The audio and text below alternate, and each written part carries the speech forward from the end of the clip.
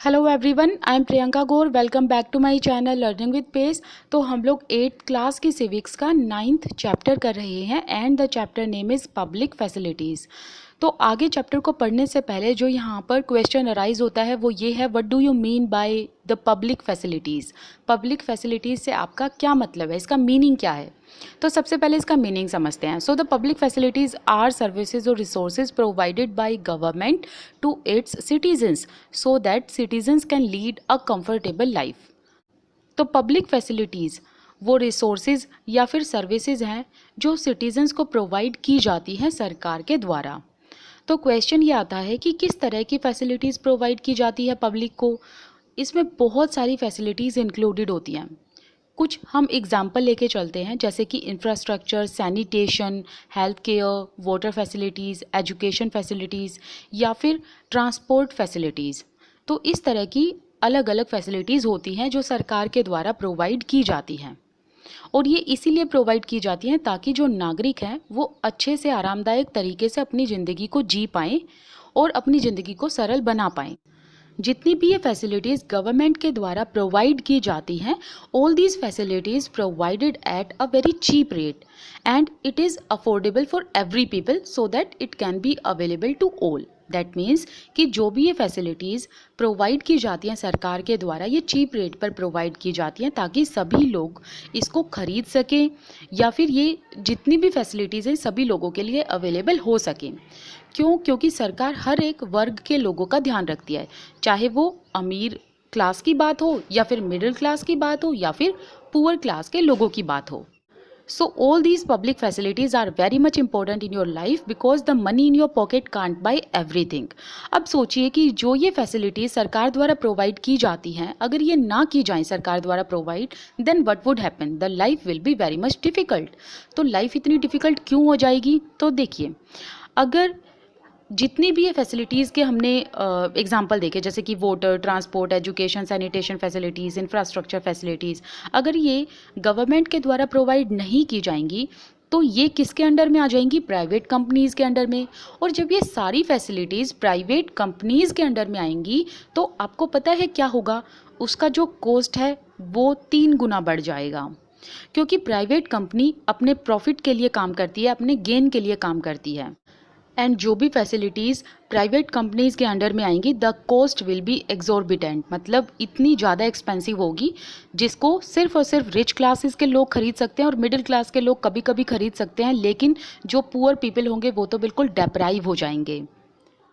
तो जैसे कि करंट एग्जाम्पल ही लेकर चल लेते हैं। अगर आप एक तरफ तो गवर्नमेंट स्कूल को रखेंगे, ठीक है, और एक तरफ प्राइवेट स्कूल्स को रखेंगे, तो गवर्नमेंट स्कूल की हम सिर्फ एग्जांपल लेके चल रहे हैं, ओके।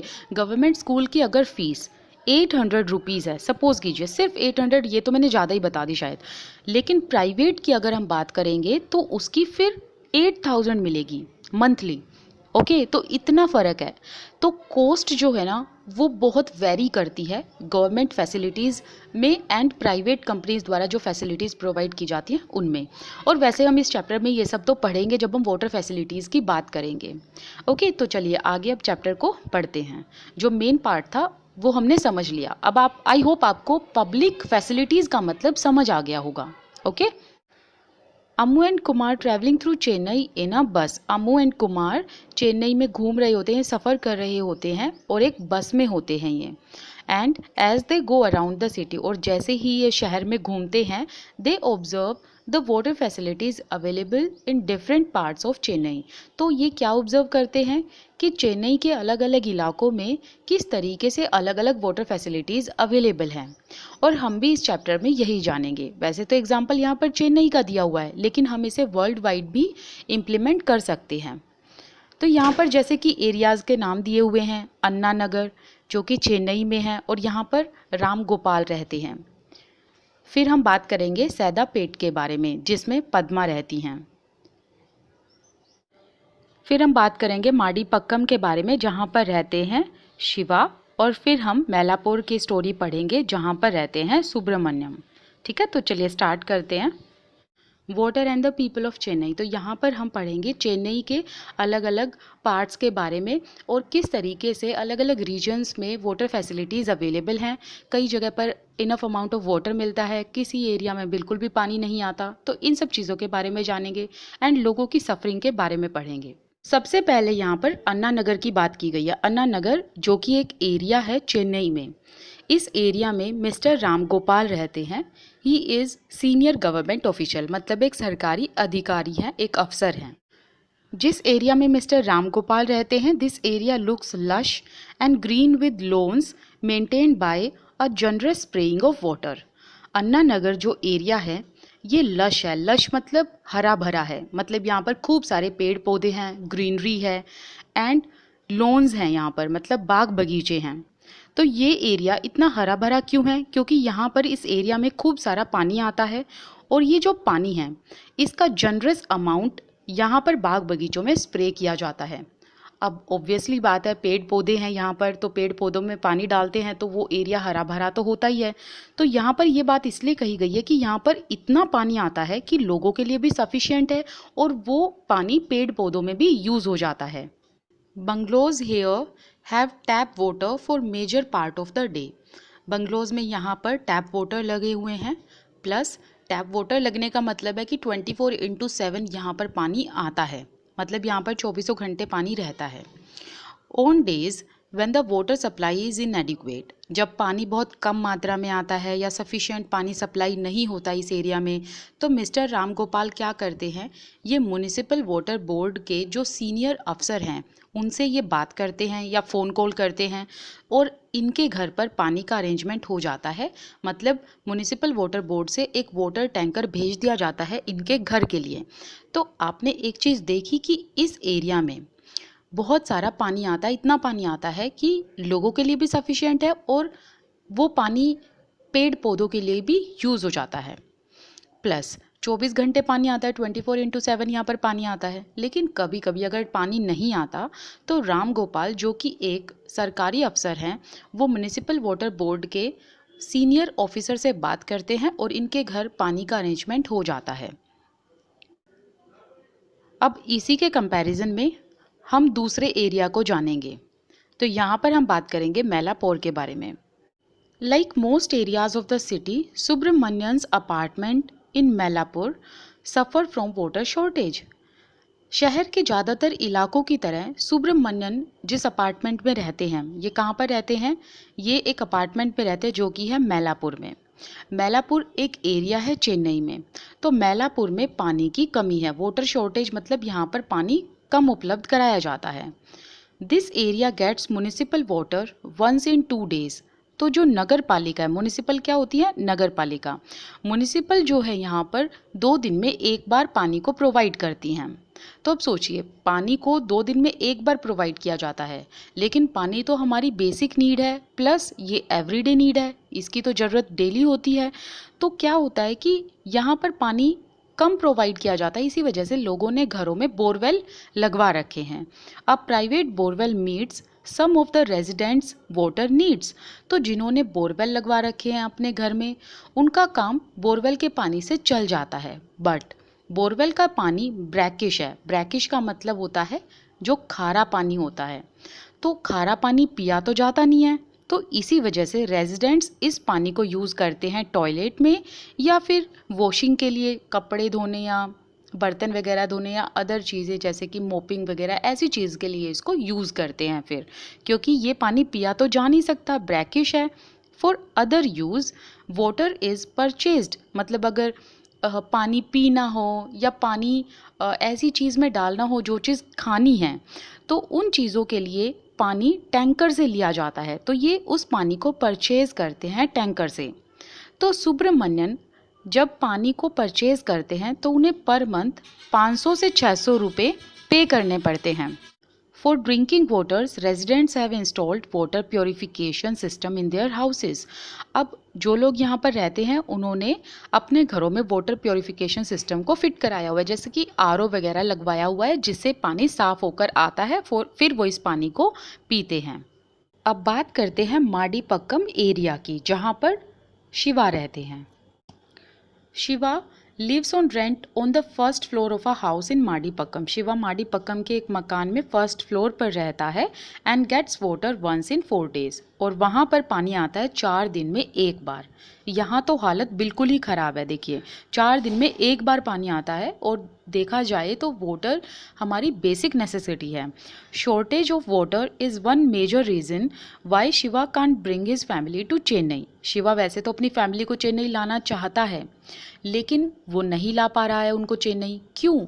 क्योंकि यहाँ पर पानी की कमी है। 4 दिन में एक बार पानी आता है, और अगर उसकी फैमिली आकर रहने लग गई तो सब लोगों को पानी ही नहीं मिलेगा, क्योंकि यहाँ पर 4 दिन में एक बार पानी आता है और उसको ये टॉयलेट एंड वॉशिंग के लिए यूज़ करता है। लेकिन जो पीने का पानी है वो ये बाजार से खरीदता है। For drinking Shiva buys bottled water.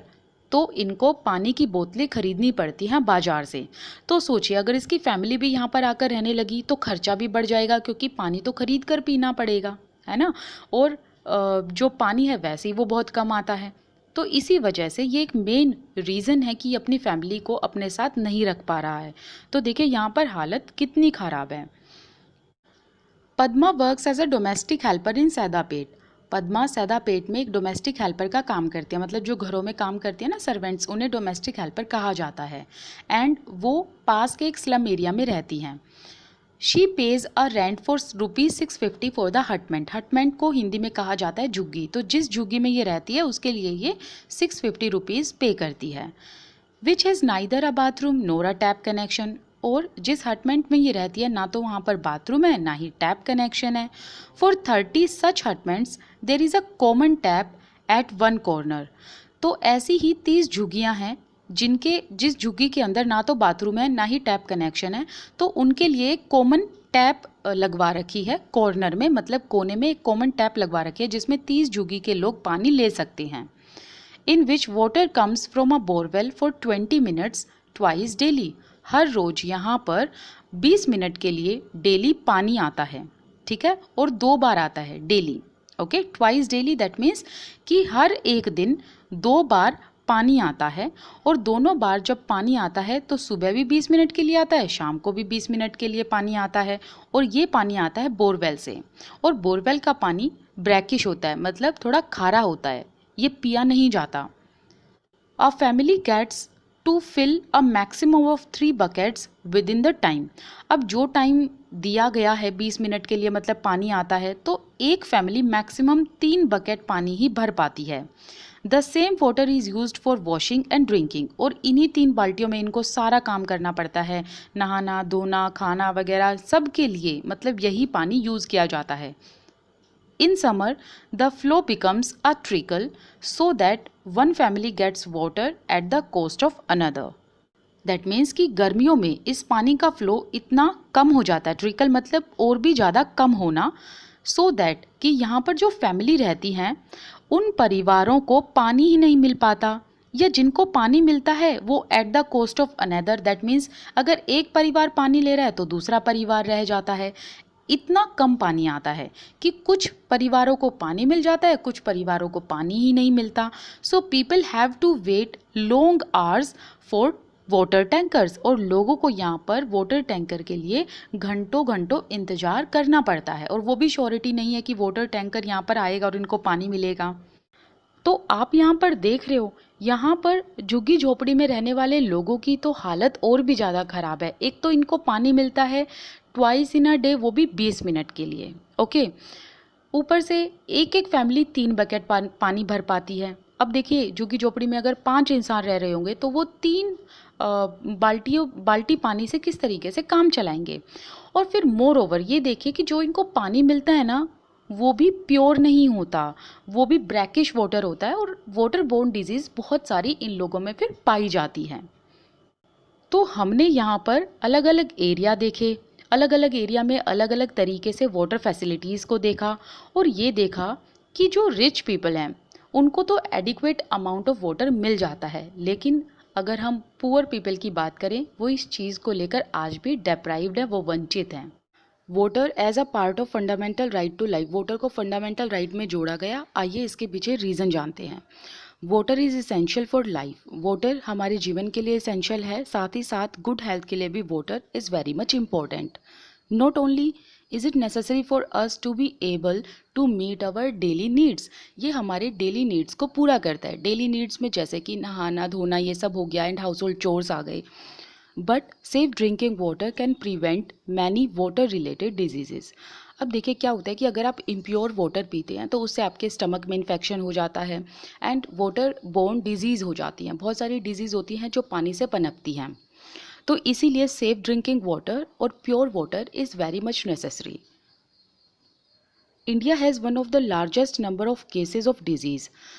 India में सबसे ज़्यादा जो डिजीज़ पाई जाती हैं, ज़्यादातर लोगों को जो डिजीज़ होती है वो वाटर बोर्न डिजीज़ होती हैं, क्योंकि यहाँ पर पानी जो है वो साफ़ मात्रा में नहीं मिलता। जैसे कि डायरिया, डिसेंट्री, कोलेरा, ये सब बीमारियाँ जो है ये वाटर बोर्न डिजीज़ हैं। अब एग्जामिनर आपसे डायरेक्टली क्वेश्चन पूछ सकता है, ऑप्शंस दे देंगे। ऑप्शंस में, चारों ऑप्शंस में अलग अलग डिजीज़ के नाम लिख देंगे और आपसे ये पूछा जाएगा कि इन डिजीज़ में से कौन सी डिजीज़ है जो वाटर बोर्न है। दैट मीन्स जो पानी से पनपने वाली बीमारियां हैं वो कौन सी हैं। तो आपको इन तीनों डिजीज़ के नाम याद रखने हैं। Over 1600 Indians, most of the children below the age of 5 die every day. Now you will be surprised to know कि हर रोज़ 1600 से ज़्यादा इंडियंस मर जाते हैं जस्ट बिकॉज उनको वाटर रिलेटेड कोई ना कोई डिजीज़ हो जाती है। और जो ये 1600 और मोर देन दैट इंडियंस मर जाते हैं उसमें से बहुत ज़्यादा तो बच्चे होते हैं जिनकी उम्र सिर्फ और सिर्फ 5 साल से कम होती है। Now these deaths can be prevented. अब इन डेथ्स को रोका जा सकता है जो डेली बेसिस पर हो रही हैं, लेकिन किस तरीके से रोका जा सकता है? जब सभी लोगों को सेफ ड्रिंकिंग वाटर मिलेगा। दैट मीन्स सभी लोगों को जब प्योर वाटर मिलेगा तभी हम वाटर रिलेटेड या वाटर बोर्न डिजीज से बच सकते हैं, प्रिवेंट हो सकते हैं। The Constitution of India recognizes the right to water as being a part of the right to life under Article 21। हमारे भारतीय संविधान के अकॉर्डिंग आर्टिकल 21 में राइट टू वाटर को राइट टू लाइफ के साथ जोड़ा गया, इसका हिस्सा माना गया। राइट टू लाइफ मतलब जीवन का अधिकार एंड राइट टू वाटर मतलब पानी का अधिकार। तो आर्टिकल 21 के तहत पानी के अधिकार को जीवन के अधिकार का हिस्सा माना गया, इसका पार्ट माना गया। अब इसका मतलब क्या है कि भाई पानी का अधिकार तो दे दिया, तो इसका मतलब क्या होगा? This means that it is the right of every person, whether rich or poor, to have sufficient amount of water to fulfill his or her daily needs at a price that she or he can afford। That means कि article 21 में जो right to water जोड़ा गया right to life के साथ, इसका मतलब ये हुआ कि हर एक व्यक्ति, हर एक पर्सन, वेदर रिच और पुअर, चाहे अमीर हो या फिर गरीब हो, to have sufficient amount of water, कि उनके पास सफिशिएंट मतलब एडिक्वेट अमाउंट ऑफ वाटर होना चाहिए सो दैट वो अपनी डेली नीड्स को फुलफिल कर सकें at a price that he और she can afford. That means कि जो पानी का दाम होना चाहिए वो चीप रेट पर होना चाहिए so that everyone will be able to afford it. तो इस पूरी लाइन का मतलब ये हुआ कि आर्टिकल 21 में पानी के अधिकार को जोड़ा गया जीवन के अधिकार के साथ। इसका मतलब ये हुआ कि हर एक व्यक्ति, चाहे वो अमीर हो गरीब हो, उसे सस्ती दाम पर, सस्ती कीमत पर पानी मिलना चाहिए ताकि वो अपनी डेली नीड्स को फुलफिल कर सके। So in other words there should be universal access to water, मतलब सबको पानी मिलना चाहिए। यूनिवर्सल एक्सेस का मतलब कि सबको पानी मिलना चाहिए। And how universal access can be achieved? It can be achieved when everyone has physical access to water। That means कि सबके पास फिजिकल एक्सेस होना चाहिए पानी को लेकर। जैसे कि टैप कनेक्शन सबके घर में होगा, so it will be it will allow everyone to have physical access to water. या फिर पानी का दाम इतना सस्ता होना चाहिए या पानी को फ्री प्रोवाइड करना चाहिए ताकि सभी लोगों से अफोर्ड कर पाएँ, कोई भी डेप्राइव्ड ना रहे पानी को लेकर। तो इसीलिए पानी के अधिकार को जीवन के अधिकार के साथ जोड़ा गया। There have been several court cases in which both the high courts and supreme courts have held that the right to safe drinking water is a fundamental right। तो supreme court and high court ने बहुत सारे cases में ऐसा कहा है, बहुत सारे मुकदमों में ऐसा कहा है कि सेफ ड्रिंकिंग का जो अधिकार है वो फंडामेंटल राइट का हिस्सा है। मतलब मौलिक अधिकार में right to safe drinking water को जोड़ा गया है। तो कहने का मतलब है कि देखिए, पानी तो सबको मिल जाएगा, लेकिन अगर वो पानी इम्प्योर हुआ, क्लीन नहीं हुआ, तो उससे क्या होगा, डेथ रेट और बढ़ जाएंगी, क्योंकि वाटर बोर्न डिजीज़ तो उससे पैदा होएंगी ही। तो इसी वजह से supreme court and high court ने बहुत सारे मुकदमों में ये कहा है कि सेफ पानी, मतलब जो प्योर वाटर होगा, क्लीन वाटर होगा, उसका अधिकार मौलिक अधिकारों में से एक है। More recently, in 2007, the Andhra Pradesh High Court restated that while hearing a case based on a letter written by a villager of Mehboob Nagar district on the contamination of drinking water.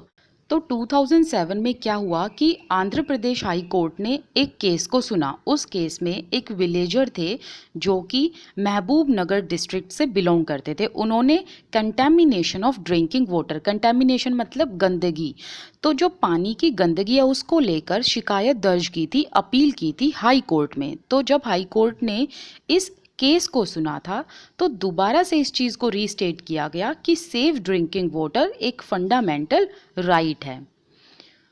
अब इस villager ने क्या शिकायत की थी? The villagers complaint was that a textile company मतलब जो कपड़ा बनाने वाली कंपनी होती है, it was discharging poisonous chemicals into a stream near his village. Stream मतलब जो ग्राउंड वाटर होता है ना, जिसमें नदी वाला पानी जो होता है उसे स्ट्रीम कहा जाता है।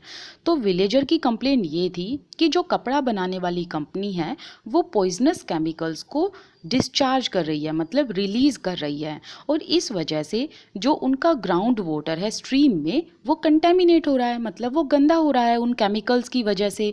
और ग्राउंड वाटर तो इनकी बेसिक नीड्स में से आता है। क्यों? क्योंकि इनका जो भी एग्रीकल्चरल वाला काम है, ऐसे ट्यूबवेल वाले जो काम है, वो ग्राउंड वाटर से ही कंप्लीट होते हैं, इनके फुलफिल होते हैं। And this ground water is a source for irrigation, मतलब ये सिंचाई के लिए यूज़ किया जाता है पानी, एंड ड्रिंकिंग मतलब पीने के लिए भी इसको यूज़ किया जाता है। तो इसी वजह से इस विलेजर ने ये कंप्लेंट की थी, क्योंकि जहाँ से इनकी बेसिक नीड्स पूरी हो रही है वो ही पानी कंटेमिनेट हो रहा था। तो जब इस केस को सुना गया तो जजेस ने क्या कहा कि जो महबूब नगर डिस्ट्रिक्ट के कलेक्टर हैं उनको ये आदेश दिया कि इस गांव के हर एक व्यक्ति के पास डेली 25 लीटर वाटर प्रोवाइड किया जाए। और आपको ये तो पता ही है कि गांव में पानी की ज़रूरत बहुत ज़्यादा होती है, क्योंकि जब वो कोई एग्रीकल्चरल एक्टिविटी करते हैं, कल्टीवेशन करते हैं, कोई भी सीड्स या ग्रेन्स को ग्रो करते हैं, तो पानी की ज़रूरत तो होती ही है। तो इसी वजह से यहाँ पर ये आदेश दिया गया कि 25 लीटर ऑफ वाटर हर एक गांव के व्यक्ति के पास जाना चाहिए। तो यहाँ पर हम ये फर्स्ट पार्ट अभी कंप्लीट करते हैं, आगे वाला पार्ट हम सेकंड पार्ट में देख लेंगे। So this side Priyanka Gaur, I wish you all the best, keep learning. And आप मुझे इंस्टाग्राम अकाउंट पर फॉलो कर सकते हो, मेरे साथ टेलीग्राम ग्रुप पर जुड़ सकते हो, सभी के लिंक आपको डिस्क्रिप्शन बॉक्स में मिल जाएंगे। Thank you so much.